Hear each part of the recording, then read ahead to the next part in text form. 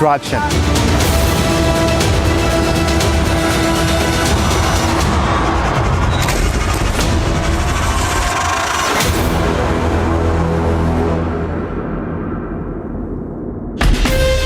From Asia's largest news headquarters, setting the agenda for Bharat.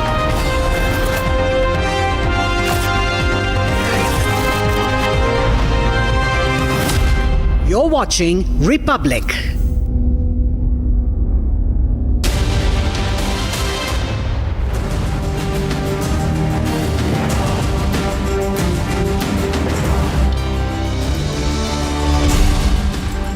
Hi there, welcome to this Saturday edition of This Is Exclusive, in which we are going to take you right there to the war zone in Iran and Israel with some ground reports showing to you what's the scale of destruction happening on both the sides. That's our focus, as also a comment made by Union Home Minister Amit Shah, according to which India is never ever going back to the Indus Waters Treaty.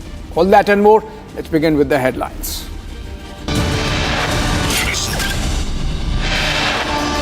Another day, another flight. Chennai-bound Indigo flight emergency lands in Bengaluru after Mayday call over critically low fuel.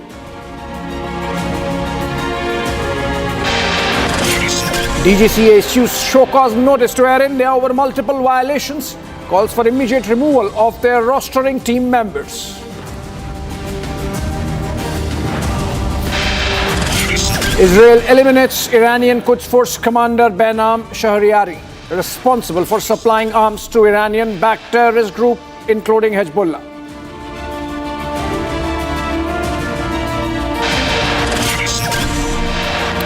As tension in the Middle East soars, Iran issues fresh warning to Trump government, says any involvement of US military would be dangerous. And Republic TV is the only channel to bring exclusive ground reports from the conflict zone, Israel.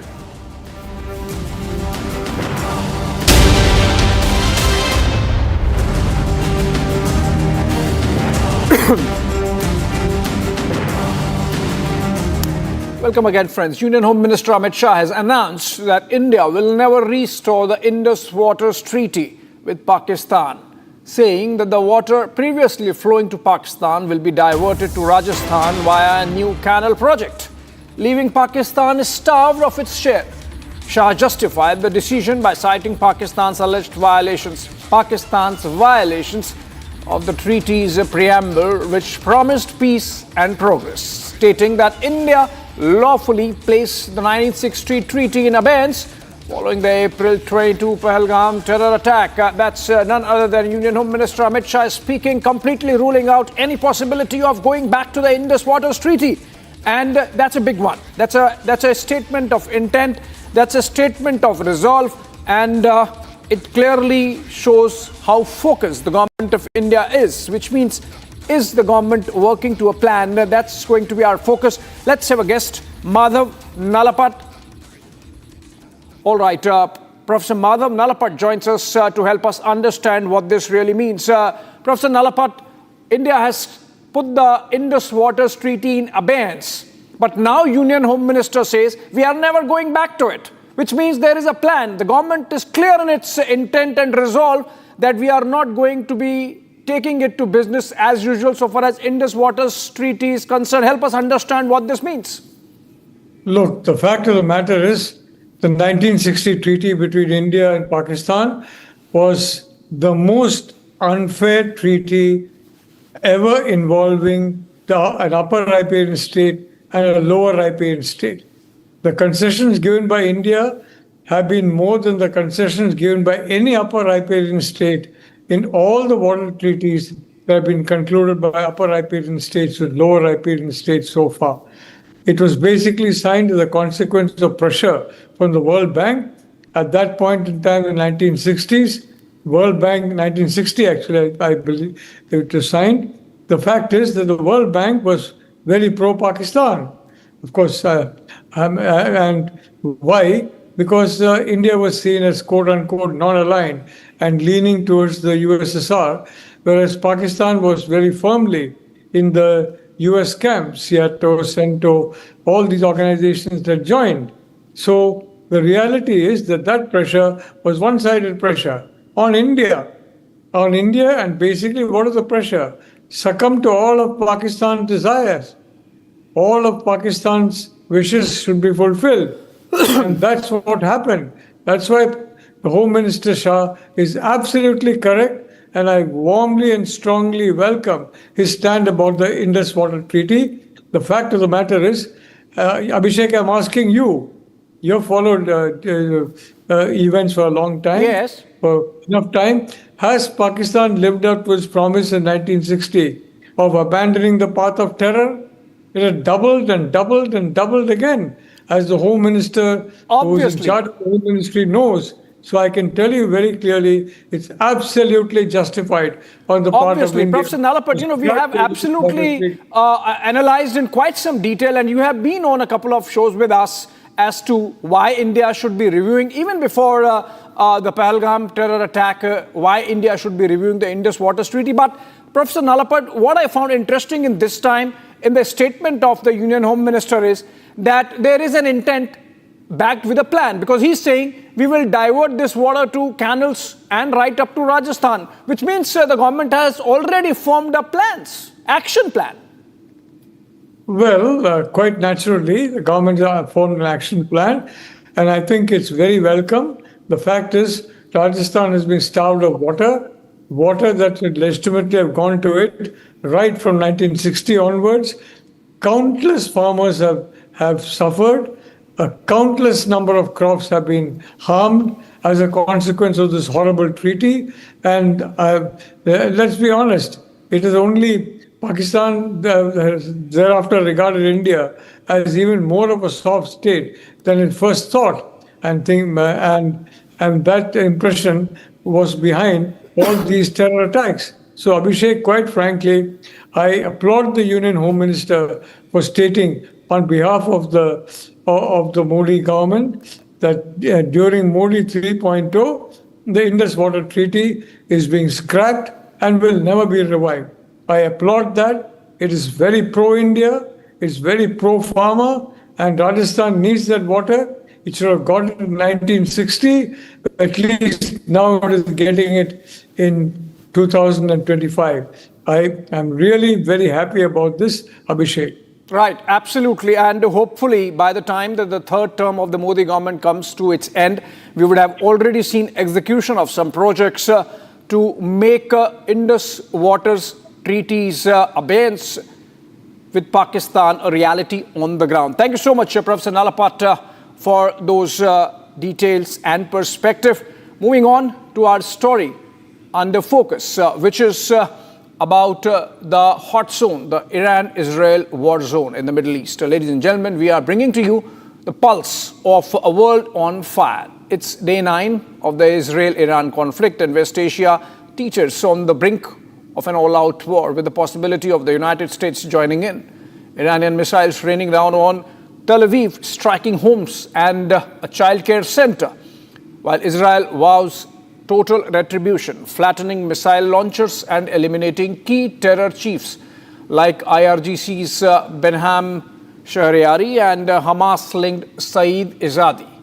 With nuclear talks collapsing, civilians caught in the crossfire, and no ceasefire in sight, we take you straight to the latest from the war zone. Take a look. Here is the downtown of Tel Aviv area, one of the main business centers of Israel. Two nations, one war, no restraint. Those offices, skyscrapers, were the target of the Iranian missile, and also the residential buildings here, some of them completely destroyed.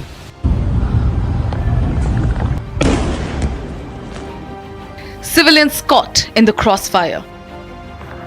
Iran bleeds. 400 killed, thousands injured. Israel's defense holds, but not enough. Tel Aviv counts its dead. Endgame? None. Only rising fury. As nuclear talks collapse, missiles speak. Republic TV, the only voice in the war zone. Tel Aviv Iranian missiles have hit homes. Those buildings maybe can collapse, and those buildings are not military targets whatsoever. You can understand that here it's a residential area. People are living here, and all of them were targets because the shock wave just of one ballistic missile is for hundreds of meters of radius. Israel takes out top IRGC commander Behnam Shahriyari. He armed proxies, funded terrorists, and now he's gone. Another pillar of Iran-Hamas axis eliminated. Saeed Izadi, key to October 7th massacre, neutralized. The mastermind of Iran's terror web is no more. Iran says Israel hit Isfahan nuclear site. Now Tehran is crying foul, files complaint against IAEA chief accusing him of bias and violation of neutrality. Khamenei rages and threatens brutal retaliation. Iran says no talks unless Israel backs off, but keeps channels open with US. West Asia burns with no ceasefire and no peace in sight.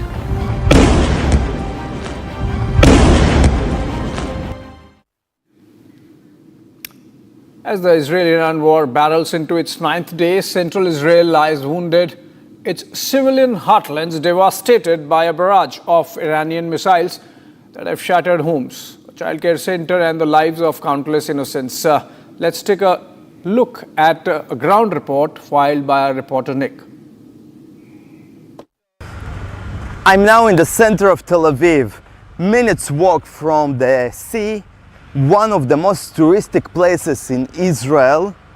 There are a lot of houses here where tourists and young people used to live, but now it is empty, the site is closed, all the neighborhood is forbidden, nobody can come inside because Iranian ballistic missile hit here, and from the shock wave of this missile, all the neighborhood was completely destroyed. As you can see around me, everything is destroyed. See the huge impact of just one missile. Buildings are completely ripped off, they are devastated, and also animals were part of the victims. You can see one of them is Tony, this cute, lovely cat, and he is missing. The owners asking to call them any hour if you can find their loved Tony the cat. To Natalie or Daniel, you can call any hour. And this is just one victim. The victims are not just people, it is also animals. And see how dangerous those rockets of Iran. See how much damage they are doing all around. They are just destroying anything in their way. And I can now walk for hundreds of meters and show you more damage that caused just this one rocket. You can see here it's a parking lot. Under that there is a construction of a metro station. That's why all of this site can collapse. And this is a colossal, huge blast that destroyed so much. See here, also this building is evacuated. All the neighborhood is evacuated actually. I need to go here in order to continue to walk because it's dangerous to be inside.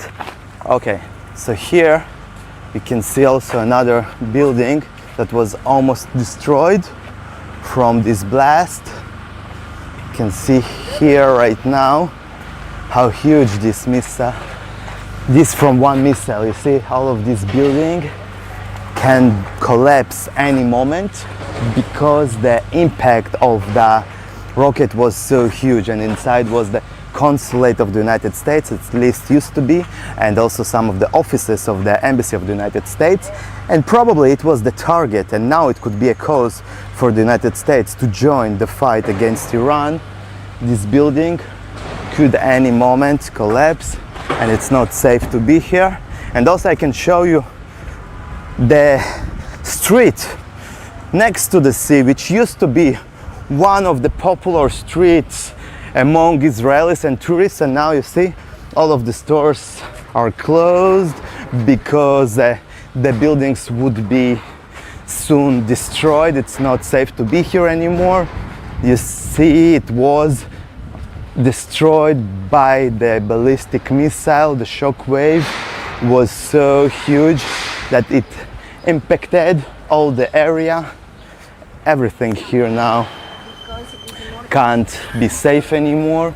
It can collapse any moment because the wave of the shock that came after the blast is huge.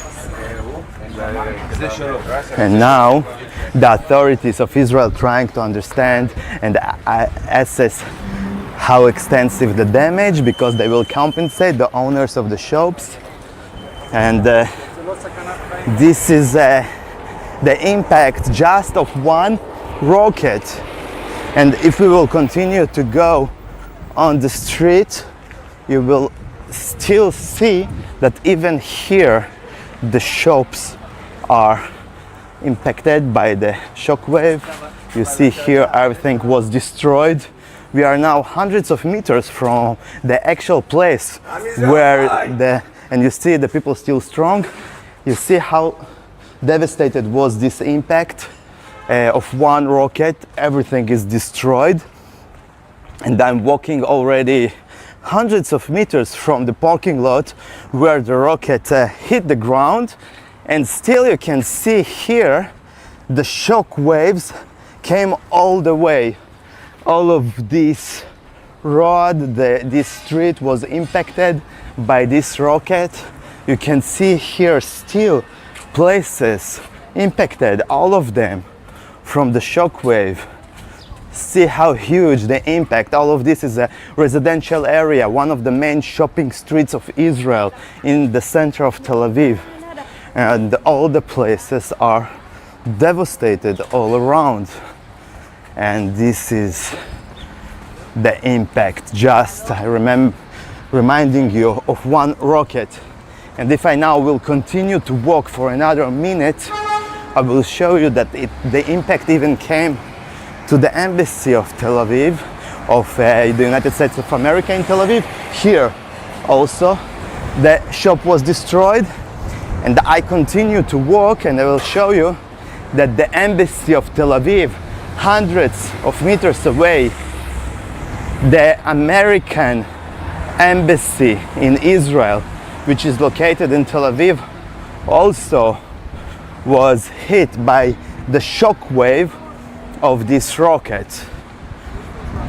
We are walking for many minutes now, and still you can see the impact on the streets. Still you can see that some of the places were impacted by this shock wave. And it just shows you that Iran doesn't really targeting military bases or some strategic assets of Israel. Instead, they are targeting regular citizens, residential areas. You can see all my walk is through regular buildings. It is just a place where regular people are living, mostly young people, a lot of tourists. There are nothing here that has something to do with military targets whatsoever. It is a very touristic place, and now I'm next to the embassy of the United States, and you can see that even here is the embassy. You can see behind me the embassy, and in front of that you can see the damage. Here are people that are coming to the embassy, doing their passports, leaving their stuff, and you see the destruction inside. You can see the destruction here, and it is next to the embassy of the United States that probably was the target of the Iranian missile. You can see in front of the embassy, everything here is destroyed. You can see the huge impact of blast hundreds of meters from here. Just understand how huge the blast was and how big the rocket was that all of this here destroyed hundreds of meters from here. And I can't show too much of the embassy, the security asks me, but it is here. The embassy is here, and here you can see the damage. The damage is huge. You can see just in front of the United States Embassy how the impact was huge. You can see here people that are coming to the embassy. They are leaving their stuff here.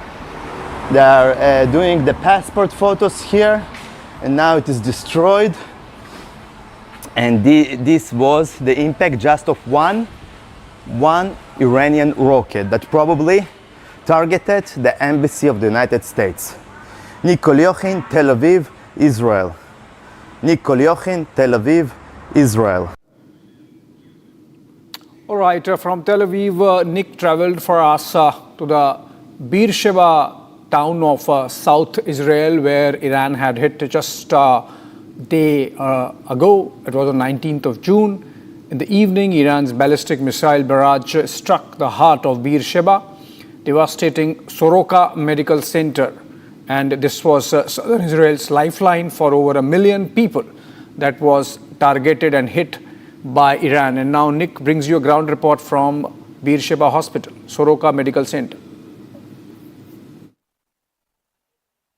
This is one of the targets of the Iranian missiles. You can see one of the main hospitals of Israel, Soroka, in the southern city of Beersheba, and it is completely devastated. On the roof of this building was the hit of the Iranian ballistic missile, and you can see how much of a devastation here inside, just from one missile. And the place is completely destroyed. You can see that Iran deliberately were targeting a place where people are being treated. Patients, they are targeting patients. How evil you should be to target hospitals. And just because the hospital hours before evacuated this place, there were no casualties here. Otherwise, just imagine how many people could die here inside this place. Just imagine, this is the place where hundreds of people were eating every day here in the hospital. And this place was the target of the Iranian missile. All of this building with thousands of patients, and it is completely destroyed. This is the result of Iranian missile attack. Nikol Yochin, Beersheba, Israel. All right, one more report from the war zone. The latest following the drone strike on a two-story building in the northern Israel. MDA teams reported that following searches, no casualties were located, but fresh pictures that have just come in into our newsrooms put into perspective the extent of destruction, including in one case a man pulling out his child from the rubble. Take a look. These are the pictures from northern part of Israel now. And there is a picture of a local resident sharing his story. Not those pictures of the moment, but sharing his story of pulling out his son out of the rubble. And there are reporters interviewing this person. Let's have a look.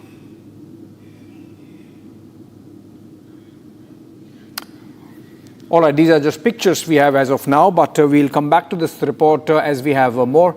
Moving on, in fact, there is another breaking news development back home, which is that the civil aviation tragedies continue. One came close to a crisis just a couple of hours back. An Indigo flight from Guwahati to Chennai with 168 passengers on board made an emergency landing in Bengaluru's Kempegowda International Airport after the captain gave a mayday call. A distress call via radio communication to the air traffic control, citing insufficient fuel in the plane. The plane, however, landed safely. Now, that's something which could have potentially turned dangerous. Low fuel on a Guwahati-Chennai flight, making the Indigo plane land in Bengaluru, make an emergency landing in Bengaluru after a mayday call. Now, mayday call is the highest level of emergency and crisis which a pilot resorts to, which means the situation could have turned dangerous. We'll sure bring more details to you on this as soon as we get it. This is the latest development in the ongoing crisis that our civil aviation sector is facing. For now, we have come to an end of the broadcast. Short break. On the other side, news is back.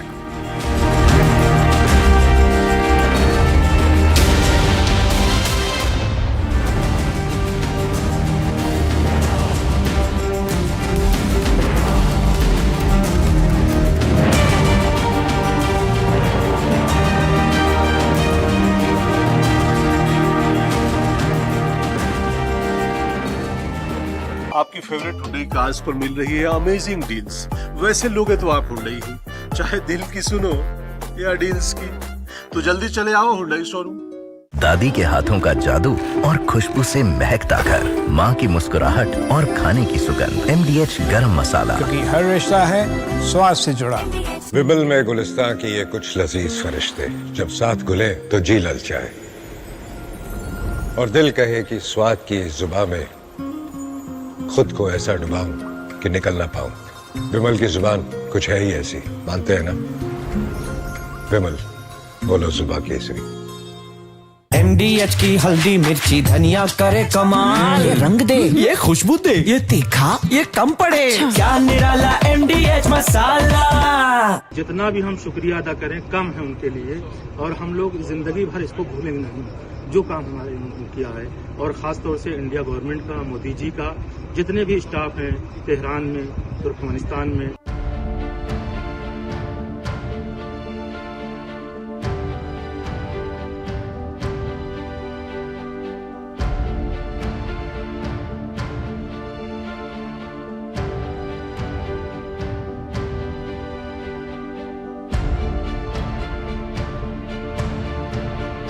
हम मोदी जी का ख़ास तौर से India government का और यहाँ की जो तेहरान में एम्बेसी है, पूरी टीम का, एम्बेसडर का, और उसके अलावा इश्काबाद में जो एम्बेसी है उनकी पूरी टीम का बहुत बहुत धन्यवाद। मोदी जी का बहुत बहुत शुक्रिया कि इतनी फैसिलिटीज दिए कि होटल, खाना पीना और किसी चीज़ की तकलीफ नहीं हुई हम लोगों को। तो तेहरान में ज़्यादा स्ट्राइक्स थे एंड रूफ टॉप से सब विजिबल था, तो हमें तेहरान से दूसरे स्टेट में कुंभ में ले गए एंड कुंभ से मशहद एंड मशहद फाइनली आज इंडिया हमारी फ्लाइट थी।